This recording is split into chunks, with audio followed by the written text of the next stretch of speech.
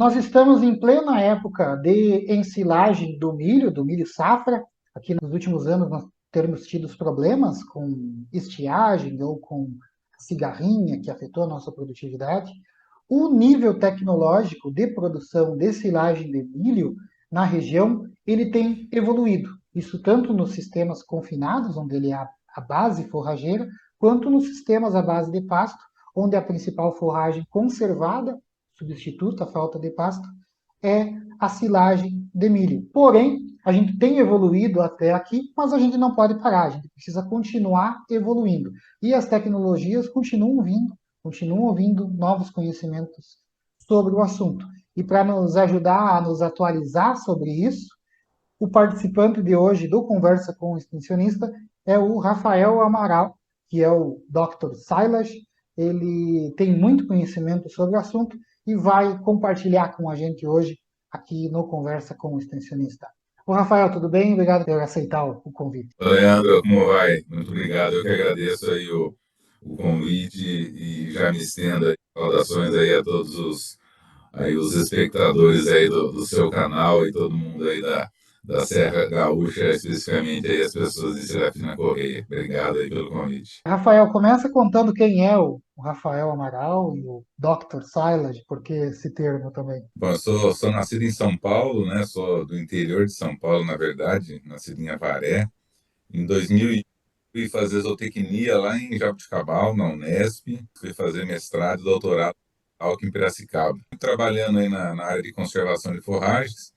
Trabalhei com silagem de capim, com silagem de cana e com silagem de milho dentro dos meus trabalhos científicos, né, desde a graduação. Finalizei o doutorado e o meu grande desejo era ir para o campo, trabalhar, conhecer um pouco mais como era a vida no campo, sempre gostei disso, né, não é à toa que viajei muito, né, assim, o estado do Rio Grande do Sul é um estado que eu sou muito grato porque eu aprendi muito com os produtores, eu acho que o nível de conhecimento hoje dentro de produção de silagens, o Rio Grande do Sul ele detém muito, principalmente os pequenos produtores, a gente assim se impressiona quando a gente vê a Uhum. qualidade, né? Eu fui para o campo em 2011, né? E estou até hoje. Criei o Dr. Salles, na verdade, assim, eu acabei ganhando, Leandro, esse apelido de Dr. Salles, mas eu não me considero, quando eu criei isso, não era para eu ganhar esse nome, né?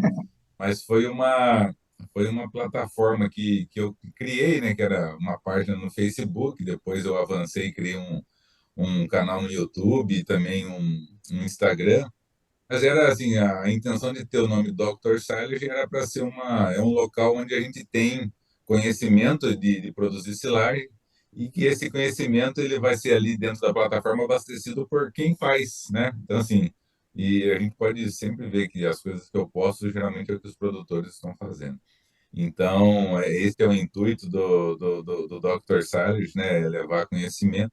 E desde, assim, como eu falei, eu sempre estou no campo desde 2011. E atualmente também eu trabalho hoje na Lalma, né? Como gerente de produto da parte de bactérias. Então, a gente vem fazendo um trabalho técnico nisso também. Então, mais ou menos aí, esse é um pouco da minha, da minha trajetória aí. Uma das questões que a gente conversa com os produtores que têm dúvidas no setor como um todo é sobre, quando a gente fala da lavoura, é sobre os materiais, os híbridos. E aí eu te coloco essa pergunta agora. Existe hoje no mercado materiais realmente bons para fazer silagem de milho? Leandro, sem dúvida. Eu acredito que existe. Nós temos várias empresas hoje no mercado de alta qualidade. Então, assim, a questão do grão duro e do grão dentado, isso está muito mais relacionado com o clima, né? Por exemplo, nós temos grãos duros, né? E por que que isso é uma necessidade em parte dos momentos? Isso está muito relacionado, por exemplo, com a estabilidade dessa planta quando ela está sendo cultivada, né? Ataque de insetos, intempéries e tudo mais. Isso, Hum, nutricionalmente, é um ponto negativo para o animal. Mas, assim, do ponto de vista de produção, híbridos para a produção de silagem, sim. Eu acho que a gente não precisa olhar simplesmente se é um grão duro ou dentado, né? Falar em digestibilidade é uhum. importante, mas se eu respeitar um tempo de fermentação adequado, né? Se a gente fizer um bom processamento desse grão, a digestibilidade de um grão duro, ele se equipara tranquilamente à digestibilidade de um grão dentado, depois Hum, de fermentado. Porque existe uma ação, né, dentro do processo de conservação. Mas as empresas hoje que trabalham com híbridos, sim, elas também se especializaram em híbridos, mesmo com grão duro ou grão uhum, semidentado, porque, sim, o porte dessas plantas hoje são maiores, né? Enquanto às vezes um híbrido para um produtor de grão, ele tem uma planta de porte baixo. Hoje nós temos híbridos aí que são específicos para silagem, que tem plantas com mais de 3,5 metros de é, altura, colocando ainda uma boa proporção de grãos dentro da uhum, silagem. Então, assim, eles conseguiram fazer com que essa planta produzisse mais e ainda respeitando a capacidade de produção de grão dessa planta. Então, assim, eu acho que sim. Eu acho que o ponto-chave hoje é o produtor estar sempre buscando dentro da região. Eu acho que aí talvez seja para cada região uhum, existem híbridos específicos. Então, eu acho que as empresas idôneas, procurar por empresas idôneas, e a gente tem várias aí, né, que avaliam os híbridos na região e elas oferecem o melhor híbrido de acordo com a região. Então, assim, eu faria, eu iria um pouco nesse sentido, sabe? perfeito. Buscando esse tipo de material genético. Rafael, uma outra questão, né? Falamos um pouco do híbrido na lavoura e vamos entrar agora no processo de ensilagem. Quando eu falei ali na abertura que a gente evoluiu muito, a gente tem equipamentos mais modernos, né, melhores, que com o cracker que corta o grão e consegue manter fibra efetiva e tal. Porém, com esses equipamentos cada vez maiores, o pequeno produtor, que é o público que eu trabalho, acaba não compensando para ele deter um equipamento dele desse porte só para sua propriedade, né? E aí a gente passou a utilizar os prestadores de serviço, que nos proporcionou ter acesso a esses equipamentos para mais produtores, né? Isso está consolidado também e nos trouxe esse benefício, mas nos trouxe uma desvantagem, que é o fato de eu não ter o equipamento mais em casa. E aí eu fico dependente da disponibilidade de agenda do prestador de serviço e também a operação ela fica na mão do prestador e não mais do produtor, né? Isso cria uma dificuldade porque eu não tenho mais controle dos processos, da regulagem da máquina, né? Da manutenção, da afiação e diria também de pegar realmente, determinar o ponto de corte que eu gostaria de fazer, porque eu dependo da agenda do prestador. Como é que o produtor pode lidar com isso para tentar obter um resultado melhor? Bom, Leandro, eu acho que essa pergunta ela é bastante interessante, e assim, nós estamos num momento interessante com relação à prestação de serviço.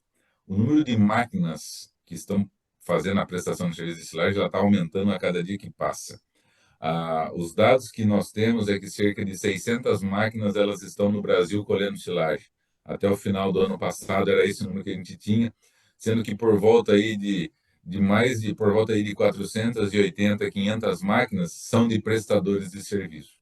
Então, assim, o que está acontecendo? Está aumentando o número de prestador, aí cada vez mais eles estão fazendo trabalhos mais regionais. Tá? Não tinha aquela Uhum. história que antigamente vinha o produtor aí do Rio Grande do Sul para colher silagem Muito, é. lá no norte, lá no Pará, né? Ainda existe isso, mas assim, isso tá mudando um pouco essa forma que acontece. Bom, então, com isso, aumentando o número de prestadores, é claro que a concorrência aumenta. E aí, assim, o que eu falaria para o produtor hoje? É buscar por qualidade de prestador. Tomar cuidado, né? Não vai contratar o prestador mais barato. Você tem Uhum. que, assim, procurar por prestadores de serviço que realmente prezem pela qualidade do serviço. E uma das coisas que eu tenho recomendado até atualmente é que foi fundada há alguns anos atrás a Associação Brasileira dos Prestadores de Serviços de Silagem, né? Então, assim, existe hoje uma entidade, né, que está tendo cada dia mais aderência desses prestadores, e essa associação ela vem ajudando os prestadores a saber como precificar o seu serviço, né, a Uhum. saber como fazer uma manutenção da sua máquina, né, enfim, como também ele vai poder agregar para esse produtor. Então, acho que existe, então, hoje um produtor, ele pode procurar dentro dessa associação, ou simplesmente procurar, assim, tentar conhecer essa máquina, né? e planejar isso. Não adianta nada ele contratar um prestador que ele contratou ano passado e ele simplesmente falou assim: ah, amanhã você vem cortar a silagem aqui em casa. E aí a máquina chega e a máquina está ruim. Né? E a máquina estando ruim, ele não vai poder mandar embora, porque senão a roça dele vai passar. Né? Uhum, Então, assim, o planejamento hoje em dia ele é necessário. Né? Talvez o produtor ele deva estar falando: poxa vida, mas eu tenho tanta coisa para fazer, né? Mais uma coisa. Mas aí eu vou voltar para um ponto assim que talvez poderia ser até o início da minha fala, e aí eu quero que o produtor que nos ouve que ele faça essa conta, né? Mas assim, eu geralmente eu tenho feito uma comparação, ô Leandro, quando eu falo assim, vamos falar de silagem e vamos falar de outra coisa, né? Para gente tentar comparar isso para ver se a atenção que eu estou dando é a mesma. E eu faço uma comparação que é com o bezerreiro da propriedade e com a produção de silagem. Vamos imaginar que uma propriedade ela tenha 100 vacas em lactação, tá? Vamos só fazer essa conta aqui, uhum, mas poderia ser 10 vacas, poderia ser 1.000 vacas. Mas assim, um produtor que ele tem 100 vacas em lactação durante ele vai desmamar por volta aí de 70 a 80 bezerras dentro do bezerreiro dele. Então, assim, ele tem 100 vacas em lactação, ele tem de 70 a 80 bezerras desmamadas. Hoje, uma bezerra custa R$ 3.000 para ele produzir ela, considerando material genético e todo o trabalho ali. Então, assim, se esse produtor ele desmama 70 bezerras de 100 vacas, né? Se ele desmama 70 bezerras a um custo de R$ 3.000, nós estamos falando ali que debaixo do bezerreiro dele ele tem R$ 210.000. E para essas bezerras, ele deve ter pelo menos um funcionário e ele vai ali 3 vezes por dia dar leite para ela, curar ela, dar remédio, limpar a baia, lavar balde. Muito bem. Daí a gente pega essa mesma propriedade com essas 100 vacas e ela vai produzir silagem de milho para essas vacas. Cada vaca precisa de 14 toneladas de silagem de milho por ano. Então, assim, 100 vacas, elas vão precisar 1.400 silagem de milho. A um custo de R$ 300 a tonelada, nós estamos uhum. falando em R$ 420.000, que ele coloca debaixo da lona. E aí eu faço a pergunta para esse produtor que tem R$ 420.000 debaixo da lona, quantos funcionários ele tem para olhar o silo dele, ou quantas visitas ele faz por dia no silo, né? E a verdade é o seguinte, ele não tem, né? Então, assim, então a gente precisa, é um momento importante que o produtor ele precisa se conscientizar que a silagem que ele está colocando, né, ou o milho que ele está produzindo e colocando debaixo da lona, ele tem às vezes muito mais valor investido ali do que o próprio outras coisas que ele valoriza tanto. Não estou dizendo que o bezerreiro não é para ser valorizado, Uhum. é para ser valorizado, né? É claro, é o futuro da propriedade. Mas a silagem é o que vai fazer essas vacas a leite. Então, assim, eu vou fazer a silagem, não é simplesmente aquele estresse que a gente tem e falar simplesmente assim, poxa, vamos fazer silagem, né? Seja que Deus quiser, não. Nós precisamos planejar, né? Então, eu acho que a escolha do prestador de serviço tem que ser pensando com base nisso. A gente não deveria ter tipo um contrato informal de, ó, eu preciso de um prestador de serviço para vir aqui fazer silagem e vamos chegar a um acordo de qual é o serviço que eu quero. Ó, trabalha tantas horas, a FIA, né? Eu quero o tamanho de partícula tal, eu vou usar tal inoculante, que dá para tantos hectares, não sei o que, tem que reabastecer, eu vou compactar lá dessa forma, eu quero que colha nessa altura. E não deveria ter tipo uns termos de um contrato, nem que seja verbalmente, com esse prestador, e aí, caso já tenha divergência, talvez eu busque outro, né? Eu não deveria ter talvez uma conversa anterior a eu chamar o cara. Sem dúvida, eu acho que sim, tem que ter essa conversa. Eu acho que o importante até, eu acho que parabenizo você por essa sua atividade de estar levando informação, porque assim, o produtor ele precisa ser munido de informações, o que ele vai cobrar, né? Aham. É processamento de grão, é qualidade de tamanho de picado. Então, assim, eu acho que isso é importante, ele tem que definir parâmetros e ele tem que avaliar, né? Ele não pode esperar que uma outra pessoa vá ali e veja. Então, assim, como ele está colhendo, né, que é dele, mas um terceiro que está fazendo isso, mas é ele que tem a obrigação de estar monitorando isso, né? E hoje Uhum. tem várias formas da gente monitorar, né? Então, assim, eu acho que ele tem que elencar, definir o que ele vai medir e ele começar a medir. A mesma coisa quando ele faz com as vacas dele, né? Se uma vaca começa a cair a produção de leite, ele está medindo, né? E aí ele fala assim, opa, essa vaca tá baixando produção, o que aconteceu? Chega uma hora que se ela não tem mais jeito, ele vai tomar a decisão de descartar ela. Talvez o Uhum. mesmo seja feito com produtores, com prestadores de serviço que não estão entregando um trabalho de qualidade.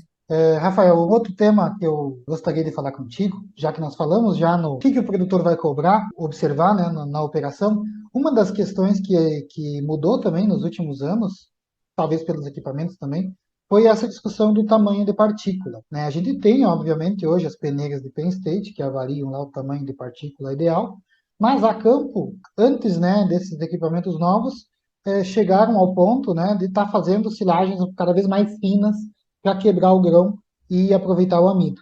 Depois, com os crackers, já o pessoal tenta respeitar mais as peneiras. E eu falei na abertura que no nosso trabalho aqui, a gente tem dois posicionamentos da silagem de milho na propriedade. Uma é esse que tu falou, um confinamento, por exemplo, que a base da forragem principal dele pode ser que tenha outras, mas a principal é a silagem de milho. E o outro posicionamento é quando a base é o pasto e eu vou usar a silagem de milho como principal forragem conservada para aqueles momentos de vazio forrageiro, quando eu tenho falta de pasto, falta de consumo e tal, que eu uso a silagem para manter consumo de volumoso da propriedade, como suplementação volumosa, né, como principal volumoso substituto. E aí eu te pergunto, muda o posicionamento hoje para quem faz a silagem com um objetivo ou com outro na questão do tamanho de partícula que eu vou fazer? Olha, quando nós temos uma máquina de qualidade, né, por exemplo, uma automotriz, fazendo um tamanho de partícula bem feito e processando bem os grãos, nós podemos trabalhar da forma que a nutrição nos pede, né, que é o que você está falando, né? Vai, em determinadas situações, eu preciso ter uma partícula maior, por exemplo, uma silagem de milho, porque eu quero ter mais efetividade de fibra. Então, assim, Uhum, eu posso aumentar o tamanho de partícula? Pode, né? Se a máquina te entrega qualidade, não tem problema. Eu sempre falo que a gente tem que monitorar dentro do processo. Uma das coisas mais importantes para mim hoje não é o tamanho da partícula, mas sim a homogeneidade das partículas. Então, uhum, por exemplo, hoje é possível colher uma silagem de milho com mais de 20 milímetros, por exemplo, de tamanho médio de partícula, e a hora que eu olho para ela, eu não vejo disparidade entre as uhum, partículas, elas são homogêneas. E o que, que isso quer dizer para mim? Que dentro do silo, a hora que eu estiver compactando, eu vou ter uma acomodação dessas partículas de forma perfeita. E a hora que eu for alimentar esses animais, eu não vou ter seleção por parte deles. Então, sim, quer dizer, é possível fazer isso, né? A partir do momento que a gente assim definiu que a máquina ela tá bem feita, ela tá fazendo bem o processo, né? Tá picando com homogeneidade, né? E tá quebrando bem os grãos, o tamanho médio de partícula ele vai partir daí da definição do nutricionista o que ele precisa para dentro da propriedade. Então dá para trabalhar tranquilamente. perfeito. O problema é que nem eu falei antes, né? Esse equipamento não é tão adequado, não está regulado. Aí o pessoal optava por fazer mais fino, porque, né, tentar quebrar os grãos lá e na média tentar alguma coisa melhor. Mas é esse detalhe que a gente está falando, né? De tu ter realmente os equipamentos bem regulados, bem organizados. Rafael, eu sei que tu falou ali que tu trabalha hoje, né, com bactérias, e até aqui a gente não falou disso.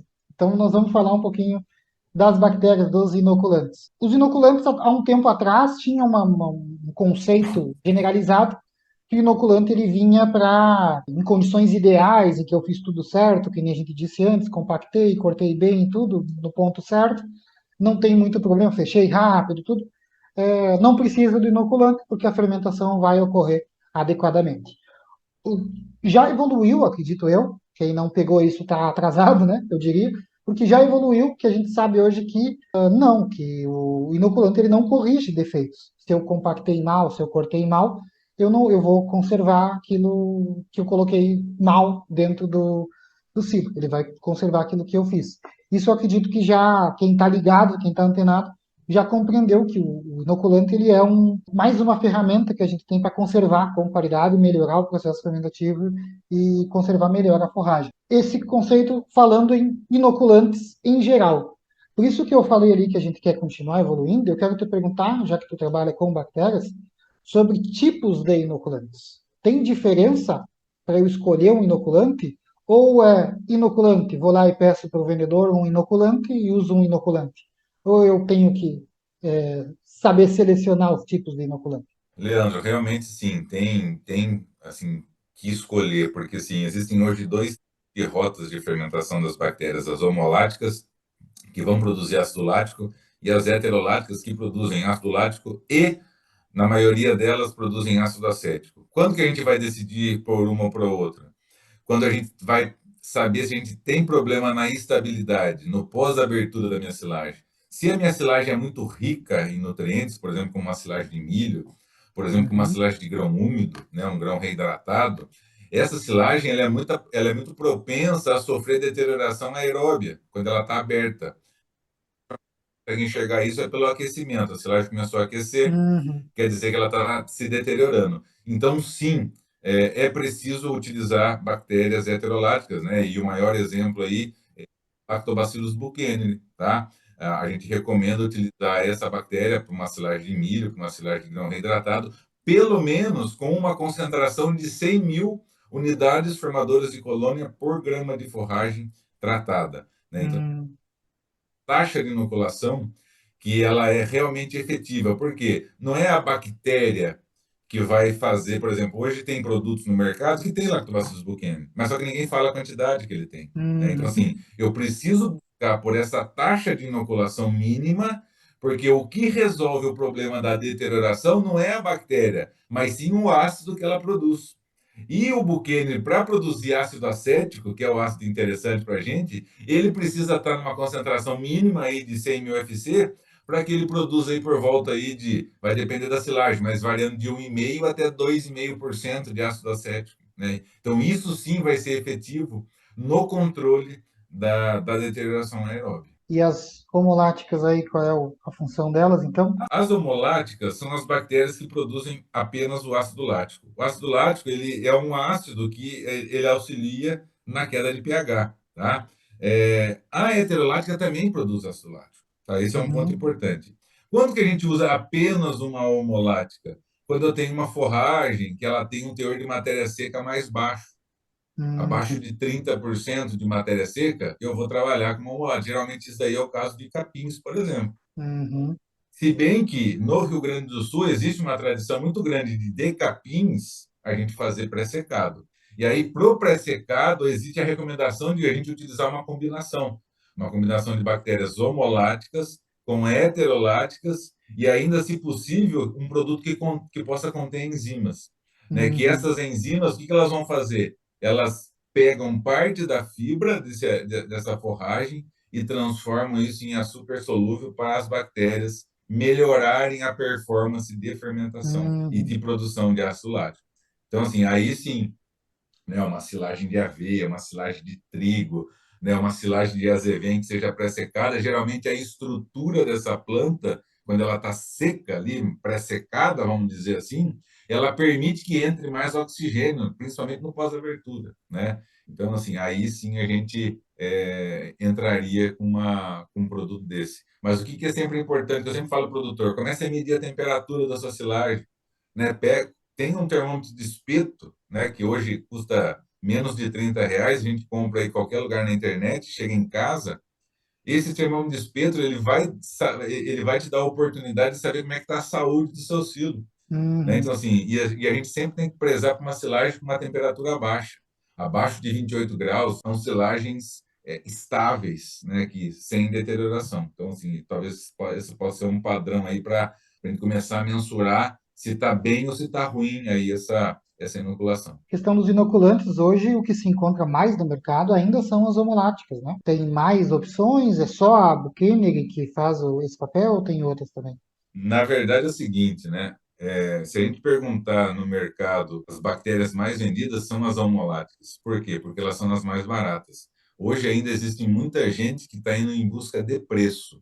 Ah, eu quero mais barato. Mas assim, acho que você até mesmo comentou, assim, inoculante tem as suas diferenças, né? Então assim, temos que tomar cuidado. E aí uma das coisas que eu sempre recomendo, Vai comprar o inoculante, veja se a bactéria tem se a cepa é identificada. No rótulo do produto existe o nome da bactéria e o número da cepa. É com base Uhum. nesse número de cepa que as publicações científicas são feitas.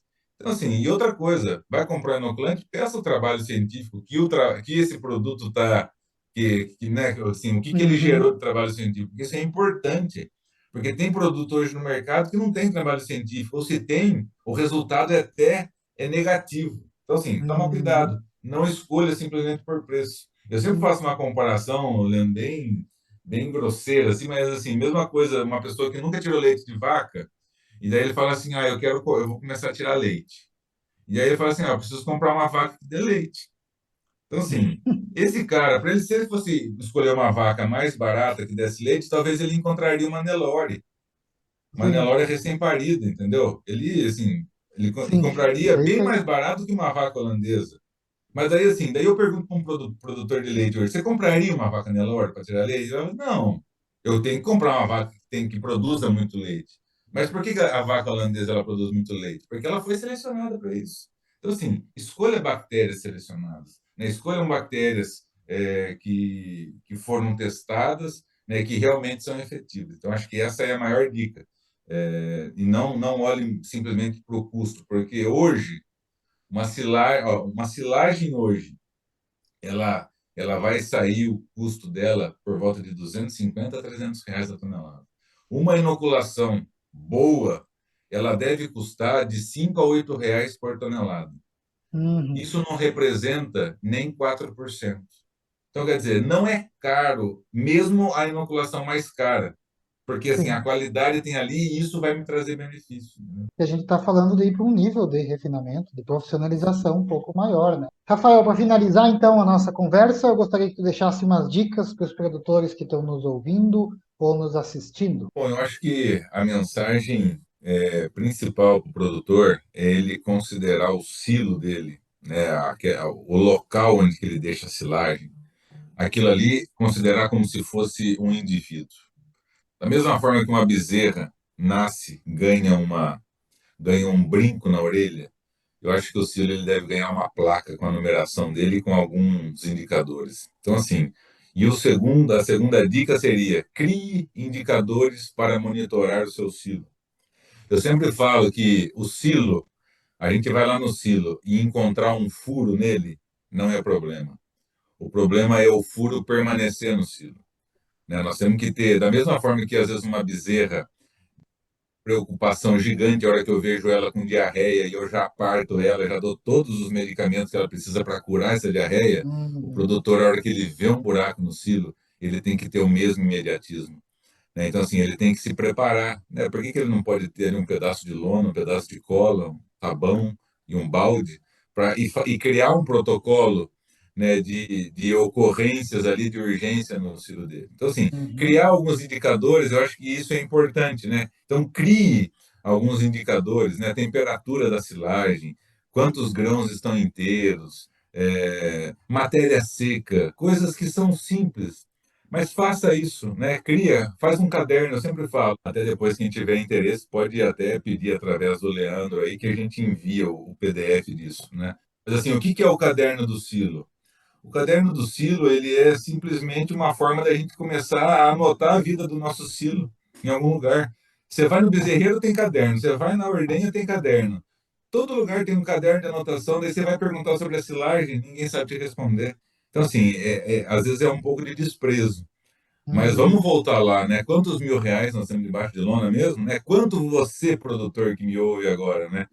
Faça a conta, quantas toneladas você produziu, multiplica por R$ 300 e veja que dinheiro tem debaixo de lona, se não vale a pena ter um caderninho, né? Então, acho que essa é as maiores dicas aí. E a questão de investir em tecnologia, eu acho que é necessário, né? Trator pesado, uma inoculação de qualidade, uma vedação bem feita e um monitoramento dessa silagem aí.